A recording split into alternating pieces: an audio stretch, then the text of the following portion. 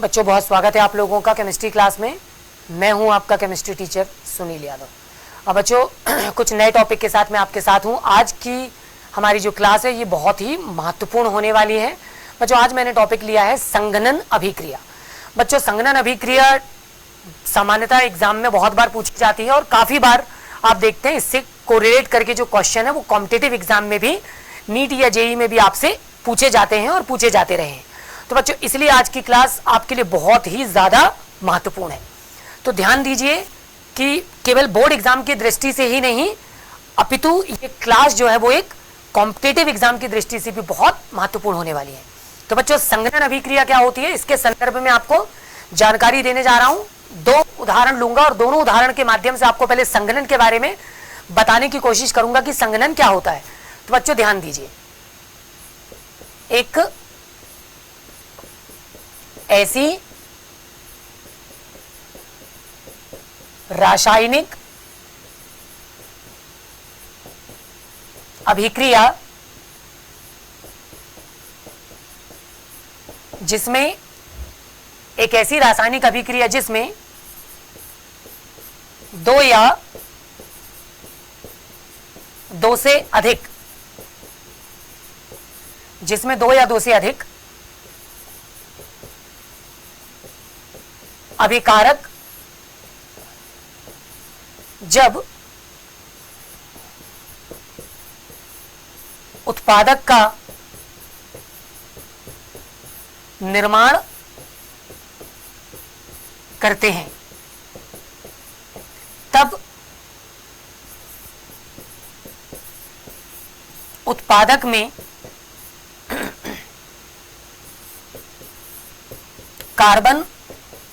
Carbon एवं carbon nitrogen के बीच नवीन यानी कि नए रासायनिक बंध का निर्माण होता है और इस दौरान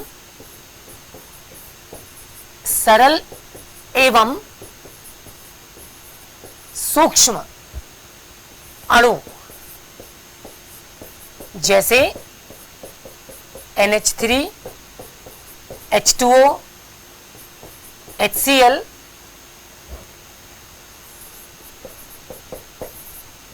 इत्यादि का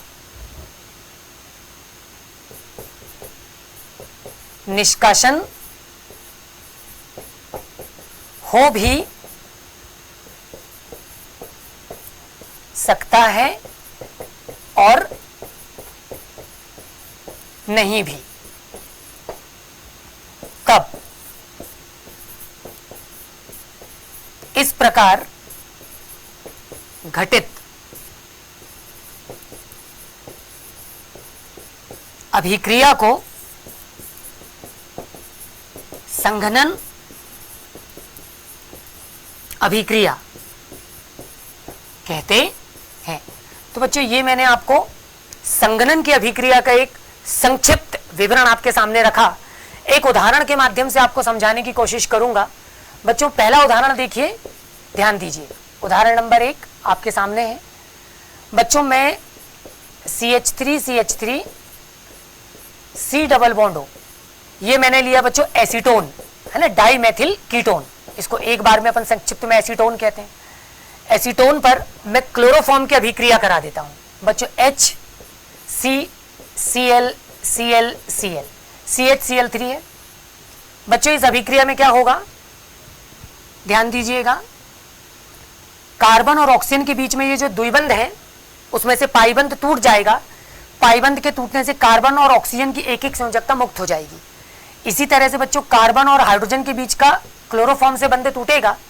हाइड्रोजन का जो परमाणु है ये ऑक्सीजन पर, जबकि कार्बन का जो परमाणु है ये कार्बन से जुड़ जाएगा और जुड़ने के बाद जो उत्पाद बनेगा वो कुछ इस तरह से आपको दिखाई देगा, CH3 CH3, ठीक है, इतना मेंशन किया। ये H ऊपर आकर जुड़ा तो ऊपर शिफ्ट हो जाएगा OH, फिर इससे जुड़ा C जो कि ये वाला, और उस पर जुड़े हुए पहले से ही 3Cl। तो बच्चों इस तरह से अगर आप उदाहरण में ध्यान देंगे तो जो नवीन उत्पादक बना, इसमें नया जो बंध है वो कार्बन और कार्बन परमाणुओं के बीच में बना हुआ है। जैसा कि मैंने डेफिनेशन में ऊपर आपसे कहा था कि जब दो या दो से अधिक अभिकारक अणु आपस में अभिकृत होकर क्रिया करके उत्पादक का निर्माण करते हैं, और उत्पादक में जो नवीन बंध है वो कार्बन कार्बन या कार्बन नाइट्रोजन के बीच में बनेगा। तो यहां पर अभी फिलहाल जो बंध बना वो किसके बीच में बना, कार्बन और कार्बन के बीच में बना, मतलब ये एक संघनन का उदाहरण हुआ।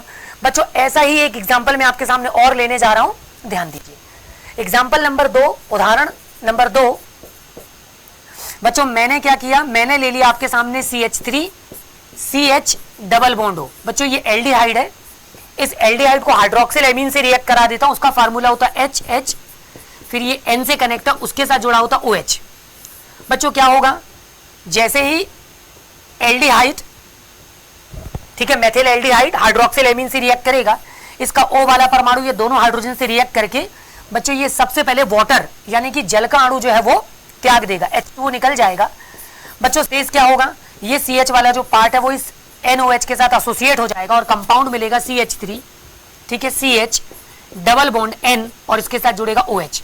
बच्चों इस प्रकार आप देख पा रहे हो कि यहां पर भी एक यौगिक बना हुआ है। इस यौगिक में कार्बन और नाइट्रोजन परमाणुओं के बीच में नवीन बंध जो है वो, नया बंध जो है वो रासायनिक बंध के रूप में बना हुआ है उत्पादक में। तो बच्चों इस तरह से ये अभिक्रिया कहलाती है संघनन। अगर आपको याद होगा तो मैंने ये भी बोला है डेफिनेशन में कि संघनन की अभिक्रिया में सरल अणुओं का, है ना, जैसे जल HCl इत्यादि का पृथक्करण हो भी सकता है, निष्कासन हो सकता है, नहीं भी। तो देखिए पहली वाली अभिक्रिया में नहीं हुआ, जबकि दूसरी वाली अभिक्रिया में निष्कासन हुआ है ना, जल का अणु यहाँ पे निकला हुआ है। तो बच्चों इसीलिए मैं आपको ये बताने की कोशिश कर रहा हूँ कि जो वास्तव में संघनन की अभिक्रिया है ये योगात्मक अभिक्रिया हो सकती है, पूर्णतः योगात्मक, जैसा कि पहले उदाहरण में आपको देखने को मिल रहा है। पूर्णतः योगात्मक मतलब 2 और 2 आपने जोड़ा तो 4 मिलेगा, है ना, 4 और 4 आपने जोड़ा तो 8 मिलेगा, जिसमें कोई भी सरल अणु पृथक्कृत नहीं होगा, तो अभिक्रिया योगात्मक हो जाएगी। लेकिन बच्चों कुछ ऐसी अभिक्रियाएं भी घटित होंगी जिनमें सरल उपजात अणुओं का पृथक्करण या निष्कासन भी हो जाएगा, यानी कि यहां पर अभिक्रिया जो होगी वो कौन सी होगी, विलोपन की अभिक्रिया होगी, यानी यहां पर सरल अणुओं का विलोपन हो जाएगा। तो जैसे कि जल का अणु निकल गया, जल के अणु निकल जाने के बाद शेष अभिक्रिया जो होगी वो संघनन की हो जाएगी। ठीक है बच्चों, तो होप सो आपको संघनन की अभिक्रिया समझ में आई। बच्चों संघनन की अभिक्रिया को समझाने के लिए सबसे महत्वपूर्ण जो पद मैं आपके सामने लेने वाला हूं वो है एक बहुत महत्वपूर्ण अभिक्रिया, और उसके बारे में समझिए। अभिक्रिया है एल्डोल। एल्डोल क्या है, क्या है इसके निर्माण, इसके निर्माण का रासायनिक समीकरण। तो बच्चों मेरे पास ये प्रश्न संघनन को लेकर समझाने के लिए आपके सामने है।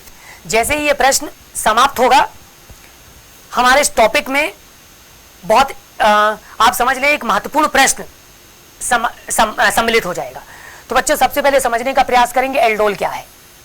बच्चों मैं एक रासायनिक अभिक्रिया आपके सामने लिखने जा रहा हूं, ध्यान से देखिए। उदाहरण के तौर पर डेफिनेशन कम से कम होगी, एग्जाम्पल पर आप ध्यान दीजिए। मैंने ले लिया बच्चों CH3 C और CH3, बच्चों डबल बॉन्ड हो, ये एसीटोन है तो मैंने एसीटोन ले लिया। बच्चों इसी तरह से मैं एसीटोन का एक अणु और ले लेता हूं, ठीक है, या ये पहले मैं आपको एक दूसरे एग्जाम्पल में समझा देता हूं, पहले एल्डिहाइड में समझा देता हूं। चलिए पहले एल्डिहाइड में इसको समझ लेते हैं, फिर इसको एसीटोन में समझेंगे।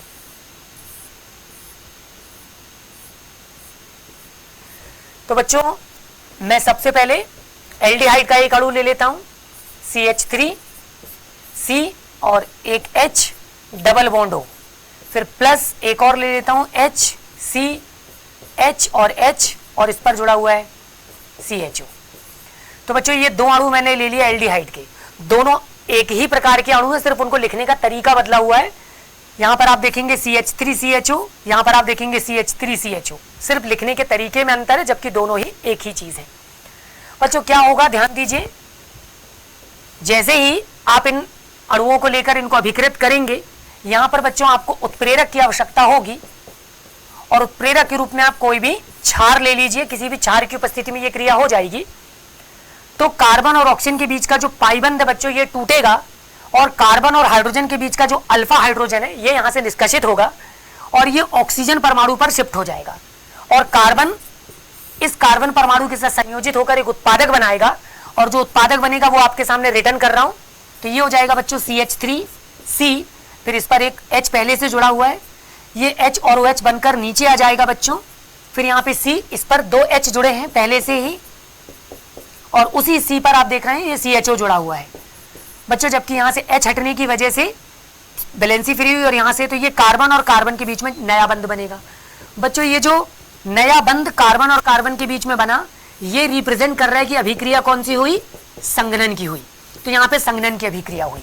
ठीक है, महत्वपूर्ण ये है कि मैंने आपसे प्रश्न पूछा एल्डोल क्या होता है, तो बच्चों इस उदाहरण को ध्यान से देखना है आपको और समझना है कि जब 2 या 2 से अधिक अभिकारक एक दूसरे से क्रिया करें और वो अभिक्रिया किसकी हो, संघनन की हो, संघनन की अभिक्रिया द्वारा वो क्रिया कर रहे हो और क्रिया में बनने वाला जो उत्पाद है ना, जो उत्पादक है उस उत्पादक में एल्डिहाइड और एल्कोहल या फिर एल्कोहल और कीटोन दोनों के ही क्रियात्मक समूह या गुण विद्यमान हो तो फिर ऐसे उत्पादक को हम एल्डोल के नाम से जानते हैं, इसको हम कहते हैं एल्डोल।